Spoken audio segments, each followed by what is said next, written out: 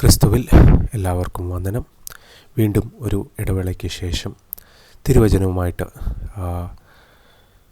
ആയിരിക്കാൻ നമുക്ക് ദൈവം സഹായിച്ചതിനായിട്ട് ഞാൻ ദൈവത്തെ സ്തുതിക്കുന്നു. പുറപ്പാട് പുസ്തകത്തിലേക്ക് നമ്മുടെ ശ്രദ്ധയെ വീണ്ടും തിരിക്കുകയാണ്. പുറപ്പാട് പുസ്തകം 29-ാം അധ്യായം. 29-ാം അധ്യായത്തിൽ നമ്മൾ ഈ പുരോഹിതന്മാരെ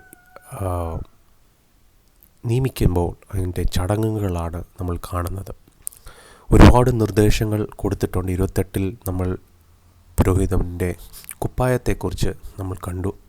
അതെങ്ങനെ നിർമ്മിക്കണം, അതിൻ്റെ ക്രമീകരണങ്ങൾ എന്തൊക്കെയായിരിക്കണം, എന്തൊക്കെ വസ്തുക്കൾ ഉപയോഗിക്കണം, അത് ഉണ്ടാക്കണം എന്നുള്ള നിർദ്ദേശങ്ങളായിരുന്നു. 29-ാം അധ്യായത്തിൽ നിർദ്ദേശം കൊടുക്കുന്നത് ഈ പുരോഹിതന്മാരെ ഔദ്യോഗിക പദവിക്കായിട്ട് നിയമിക്കുന്നതിൻ്റെ ചടങ്ങുകളാണ്. ഒരുപാട് നിർദ്ദേശങ്ങൾ കൊടുക്കുന്നുണ്ട്. ഒരു കാളക്കടാവിനെയും 2 കോലാട്ടുകൊറ്റന്മാരെയും കൂടാതെ പുളിപ്പില്ലാത്ത അപ്പവും വേഫറും എല്ലാം എണ്ണയും, അതായത് അഭിഷേകം ചെയ്യേണ്ട എണ്ണയും ഇതെല്ലാം വെച്ച് അവർക്ക് എങ്ങനെ ഈ അഭിഷേകം അല്ലെങ്കിൽ നിയമിക്കൽ നടക്കുന്നു എന്നുള്ള നിർദ്ദേശങ്ങളാണ്. അതിൻ്റെ പൂർണ്ണമായ ചടങ്ങുകൾ നടക്കുന്ന ലേവ്യ പുസ്തകം 8-ാം അധ്യായത്തിലാണ് നമ്മൾ കാണുന്നത്. നമ്മൾ ഈ അധ്യായം പുറപ്പാട് 29-ൽ നമ്മൾ നോക്കുന്നുണ്ട്. 3 മൃഗങ്ങൾ അവിടെ കാണുന്നുണ്ട്. ഒന്ന് അതിൻ്റെ 14-ാം വാക്യത്തിൽ പുറപ്പാട് 22-14 കാണുന്ന അതിൻ്റെ ഒരു കളക്കടാവിനെ പാപയാഗത്തിന് വേണ്ടിയാണ് അതിനെ അറുത്ത് അതിൻ്റെ രക്തം യാഗപീഠത്തിന്മേൽ ഒഴിക്കുകയും തളിക്കുകയും ചെയ്തിട്ട് കൊമ്പിൽ തളിച്ചിട്ട് കൊഴുപ്പെല്ലാം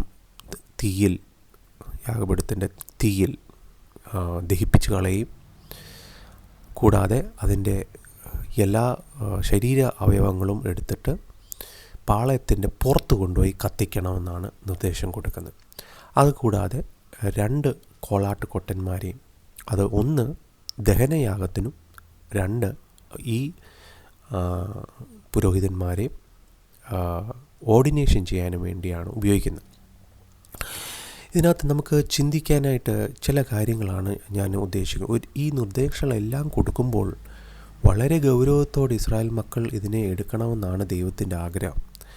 കാരണം ഈ ഒരു പുരോഹിത വംശം എന്ന് പറയുന്നത് ദൈവത്തിൻ്റെ കണ്ണിൽ ഇതിനെ എന്നേക്കുമായിട്ട് ഉള്ള ഒരു നിർദ്ദേശത്തിന് വേണ്ടിയാണ് ദൈവം ആഗ്രഹിക്കുന്നത്. അതിൻ്റെ 29-9 നമ്മൾ കാണുന്നു. ആ കുപ്പായമെല്ലാം അഹരോനെയും അഹരോൻ്റെ മക്കളെയും ധരിപ്പിക്കുമ്പോൾ അത് ഒരു പെർമനൻറ്റ് സ്റ്റാറ്റ്യൂട്ടിന് വേണ്ടിയാണ് ദൈവത്തിൻ്റെ കണ്ണിൽ അത് ചെയ്യുന്നത്. And they shall have the priesthood by a permanent statue. എന്നേക്കുമായിട്ടുള്ള ഒരു പുരോഹിത വംശത്തിനെയാണ് ദൈവം നിയമിക്കാൻ അവരോട് നിർദ്ദേശം കൊടുക്കുന്നത്. കൂടാതെ തന്നെയല്ല, ഈ യാഗം ചെയ്യുമ്പോൾ 7 ദിവസത്തെ നീണ്ട പരിപാടിയാണ്. 7 ദിവസത്തെ നീണ്ട പരിപാടിയിൽ ഇവരുടെ ഓഹരിയുമുണ്ട്. അതായത് അഹരോനും അഹരോൻ്റെ മക്കൾക്ക് വേണ്ടി മാത്രം പങ്കാളികളാകാൻ പറ്റുന്ന ഈ യാഗം ചെയ്യുമ്പോൾ അതിൻ്റെ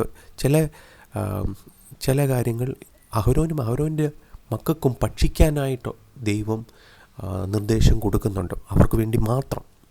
പക്ഷെങ്കിൽ 29-28 നമ്മൾ കാണിക്കുന്നത് It shall be for Aaron and his sons as their portion forever. അപ്പോൾ എന്നേക്കും ഇവർക്ക് ഇതിൻ്റെ പങ്കാളികളാകാൻ വേണ്ടി ഇസ്രായേൽ മക്കളിൽ പ്രത്യേകം തിരഞ്ഞെടുത്ത അഹരോനും അഹരോൻ്റെ മക്കളും, ലേവ്യ ഗോത്രത്തിലുള്ള അഹരോനും അഹരോൻ്റെ മക്കൾക്ക് വേണ്ടി മാത്രം, അഹരോനും അഹരോൻ്റെ മക്കൾക്ക് വേണ്ടി മാത്രം ഭക്ഷിക്കാൻ, അതും എന്നേക്കും ഭക്ഷിക്കാൻ വേണ്ടിയുള്ള നിർദ്ദേശങ്ങളാണ് കൊടുക്കുന്നത്.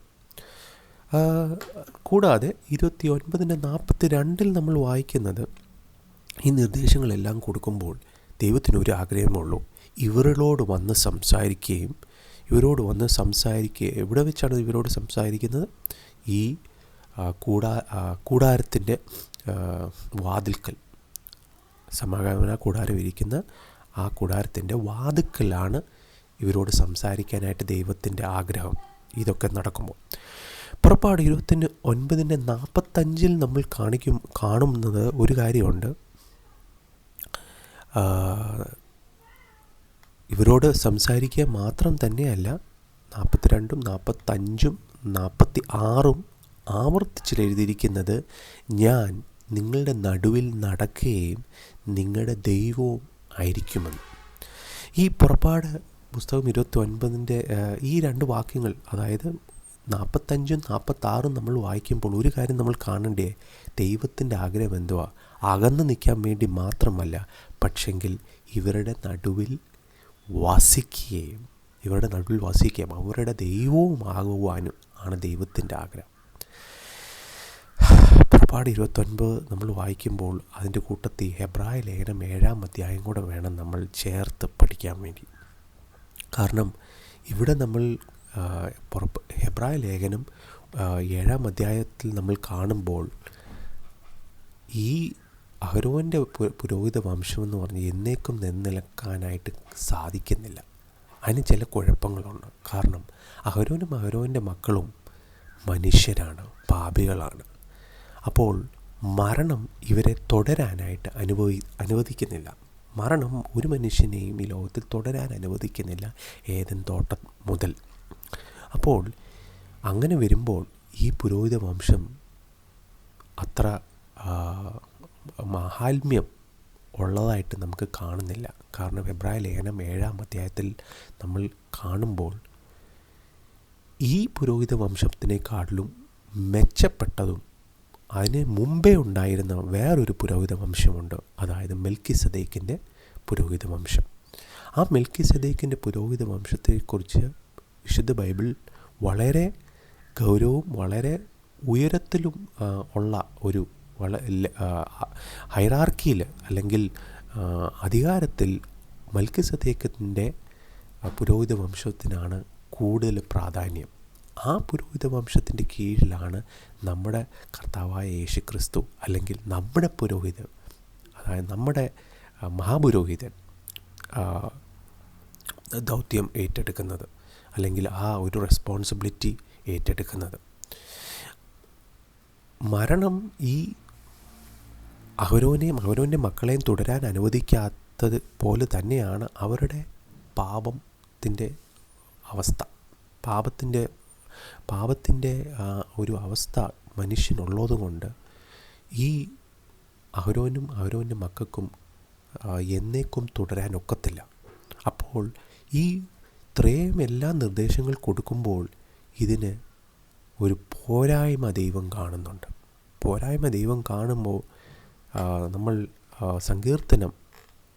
സങ്കീർത്തനത്തിൽ നമ്മൾ കാണുന്ന 110-ാം സങ്കീർത്തനം അതിൻ്റെ 4-ാം വാക്യത്തിൽ നമ്മൾ കാണുന്നത് വേറൊരു പുരോഹിതനെ എന്നേക്കും നിയമിക്കുന്നതായിട്ട് നമ്മൾ കാണുന്നു. അതായത് നമ്മുടെ കർത്താവായ യേശു ക്രിസ്തു, അതായത് മെൽക്കിസദേക്കിൻ്റെ വിധത്തിൽ എന്നേക്കും ഒരു പുരോഹിതൻ എന്ന് യഹോവ സത്യം ചെയ്തു എന്ന് പറയുന്നത് മഹാപുരോഹിതന്മാർ ഈ അഹരോൻ്റെ മക്കളും സത്യം ചെയ്തല്ല അവരെ പുരോഹിത വംശം ആക്കിയത്, നിയമിക്കുമായിരുന്നു.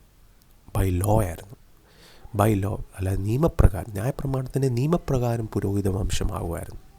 പക്ഷെങ്കിൽ നമ്മുടെ കർത്താവായ യേശു ക്രിസ്തുവിനെ നിയമപ്രകാരമല്ല മഹാപുരോഹിതനാക്കി, നേരെ മറിച്ചോ ഒരു സത്യപ്രതിജ്ഞ, ഒരു ശപഥം ആയിരുന്നു. ആ ഒരു ഓത്തിൻ്റെ കീഴിലാണ്, അതായത് പിതാവായ ദൈവം ഒരു ഓത്തെടുക്കുകയാണ് മെൽക്കിസദേക്കിൻ്റെ കീഴിൽ ഉള്ള ഒരു മഹാപുരോഹിതൻ. അപ്പം മെൽക്കിസദേക്കിൻ്റെ കീഴിലുള്ള മഹാപുരോഹിതന് ചില വിശേഷങ്ങളുണ്ട്. എന്താണെന്ന് ചോദിച്ചു കഴിഞ്ഞാൽ, ആ പരിശുദ്ധമായ ആ ഒരു പ്രകൃതി എന്നേക്കും നിലനിൽക്കാൻ സാധിക്കുന്ന ഒരു മഹാപുരോഹിതനാണ് നമ്മുടെ കർത്താവായ യേശു ക്രിസ്തു. പരിശുദ്ധമായ തന്നെയല്ല, നിഷ്കളങ്കതും അശുദ്ധമാക്കാത്തതും പാപികളിൽ നിന്നും വേർപെട്ട ഒരു മഹാപുരോഹിതൻ. ഈ അവരവൻ്റെ മക്കളുടെയും കുഴപ്പം എന്താണെന്ന് നമുക്ക് ഈ ഇസ്രായേൽ മക്കളുടെ ചരിത്രം നോക്കിക്കഴിഞ്ഞാൽ നമുക്ക് കാണാൻ സാധിക്കും. പലപ്പോഴും ലൗകികമായിട്ടാണ് ഈ മഹാപുരോഹിതന്മാർ ജീവിക്കുന്നതും ജനങ്ങൾ അതായത് ദൈവജനത്തിൻ്റെ കഷ്ടത മനസ്സിലാക്കാതെ ലൗകികമായിട്ട് ഈ പദവി ഉപയോഗിക്കുകയാണ്, ജഡികമായിട്ട് ഈ പദവി ഉപയോഗിക്കുകയാണ്.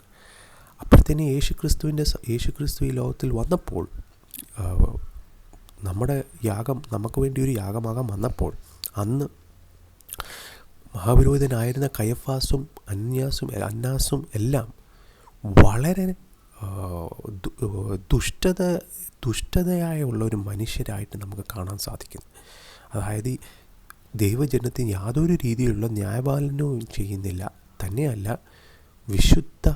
വിശുദ്ധി എന്ന് പറയുന്നത് അവർ എൻ്റെ അയലോക്കത്തോട് പോലും പോയിട്ടില്ല. അതുകൊണ്ടാണ് യേശുക്രിസ്തുവിനെ ക്രൂശിൽ കയറ്റാൻ അവർക്ക് സാധിച്ചതുപോലും. കാരണം ന്യായപ്രമാണത്തെ ഗവനിക്കാതും ദൈവം കൊടുത്ത നിയമത്തെ ഗവനിക്കാതെയാണ് ഒരു കുറ്റവാളിയെ ക്രൂശിൽ കയറ്റുന്നത്. അപ്പം ഇങ്ങനെയൊക്കെ നോക്കുമ്പോൾ നമുക്ക് എബ്രായ ലേഖനം 7-ാം അധ്യായത്തിൽ നമുക്ക് കാണുമ്പോൾ നമ്മുടെ മഹാപുരോഹിതൻ മരണം കാരണം എന്നേക്കും തുടരാതിരിക്കുന്നില്ല. കാരണം മരണത്തെ ജയിച്ചവനാണ് നമ്മുടെ യേശുക്രിസ്തു. തന്നെയല്ല, മരണത്തെ ജയിക്കുക തന്നെയല്ല, ഇന്നും ജീവിക്കുന്നു. എബ്രായ ലേഖനം 7-ാം അധ്യായത്തിൽ 3-ാം അധ്യായത്തിൽ കാണുന്നത് നമ്മുടെ മഹാപുരോഹിതൻ എന്ന് പറയുന്നത് എന്നേക്കും ഒരു പുരോഹിതനായിട്ട് 7:8 കാണുന്നത് എന്നേക്കും ജീവിക്കുന്നു. എബ്രായ ലേഖനം 7:11 കാണുന്നത് അഹരോൻ്റെ മക്കൾക്കും ആ പുരോഹിത വംശത്തിന് ഒരു പെർഫെക്ഷൻ ഉണ്ടായിരുന്നെങ്കിൽ വേറൊരു പുരോഹിത വംശത്തിൻ്റെ ആവശ്യമില്ലായിരുന്നു. പക്ഷേ അവിടെ പെർഫെക്ഷൻ ഇല്ലായിരുന്നു, ഒരു സ്ഥിരതയില്ലായിരുന്നു. 7:16 വായിക്കുന്നത് ഒരു പഴയ ആ മഹാപുരോഹിത വംശം എന്ന് പറയുന്നത് ഒരു ഫിസിക്കൽ റിക്വയർമെൻ്റാണ്, നിയമപ്രകാരം ഉള്ള ഒരു ഭൗമികമായിട്ട് ഉള്ള ഒരു നിർദ്ദേശമാണ്, അതൊരു റൂളാണ്. പക്ഷെങ്കിൽ നമ്മുടെ മഹാപുരോഹിതനോ നശിച്ചു പോകാതെ ഒരു ഇൻഡിസ്ട്രക്റ്റബിൾ, നശിച്ചു പോകാത്ത ജീവൻ്റെ ശക്തിയും കൊണ്ട്, the power of N indestructible life എന്നാണ് എബ്രായ 7:16 നമ്മൾ വായിക്കുന്നത്. കൂടാതെ 7:18 കാണുന്നത് ബലഹീനതയും യൂസ്ലെസ് ആയിരുന്നു, ഒരു യൂസ്ലെസ്നെസ് ആയിരുന്നു അഹരോൻ്റെ മക്കളുടെ ഈ പുരോഹിത വംശം. അവിടെ ഒരു ഓത്തില്ലായിരുന്നു. 7:21 കാണുന്നത് അവിടെ ഒരു സത്യപ്രതിജ്ഞ ഇല്ലാത്ത ഒരു മഹാപുരോഹിത വംശമായിരുന്നു. ഏറ്റവും നമുക്ക് ആശ്വസിക്കാൻ പറ്റുന്ന ചില കാര്യങ്ങളാണ് നമ്മൾ ഇവിടെ നിരത്തി വെക്കുന്നത്. 7:22 കാണുന്നത് guarantee of A better covenant, അതായത് ഏറ്റവും നല്ലത് അതിനല്ല, പഴയ നിയമത്തിനേക്കാളും ഒരു പുതിയൊരു നിയമം, പുതിയൊരു എഗ്രിമെൻറ്റ് യേശുക്രിസ്തുവിൻ്റെ രക്തം മൂലം നമുക്ക് വേണ്ടി ഗ്യാരണ്ടി ആയിട്ട് നിൽക്കുകയാണ്. ഇതൊക്കെ ചിന്തിക്കുമ്പോൾ, ഈ കാര്യങ്ങളെല്ലാം ചിന്തിക്കുമ്പോൾ 7:25 എബ്രായലം 7:25 നമുക്ക് കാണുന്നത് നമുക്ക് വേണ്ടി പക്ഷപാതം ചെയ്യുന്ന മഹാപുരോഹിതൻ. ഇത് എത്ര കാലം വേണം നമുക്ക് ഈ പക്ഷപാതം ചെയ്യുന്നത്, നമുക്ക് വേണ്ടി ഇൻ്റർസെഷൻ ചെയ്യുന്നത്? 2 ദിവസം മതിയോ? ഒരാഴ്ച മതിയോ? 1 മാസം മതിയോ? അല്ല, എന്നേക്കുമായിട്ട് നമുക്ക് വേണ്ടി പക്ഷപാതം ചെയ്യുന്ന ഒരു മഹാപുരോഹിതനാണ് നമ്മൾ കാണുന്നത്, നമ്മുടെ കർത്താവായ യേശുക്രിസ്തു. എബ്രായലം 7:26 നമ്മൾ കാണുന്നു, പരിശുദ്ധവും നിഷ്കളങ്കവും അശുദ്ധമല്ല ആക്കാത്തതും തന്നെയല്ല, പാപികളിൽ നിന്ന് വേർപെട്ടിരിക്കാനായിട്ട് ഈ അഹരോൻ്റെ മക്കൾക്ക് സാധിച്ചില്ല. കാരണം അവർ തന്നെ പാപികളാണ്.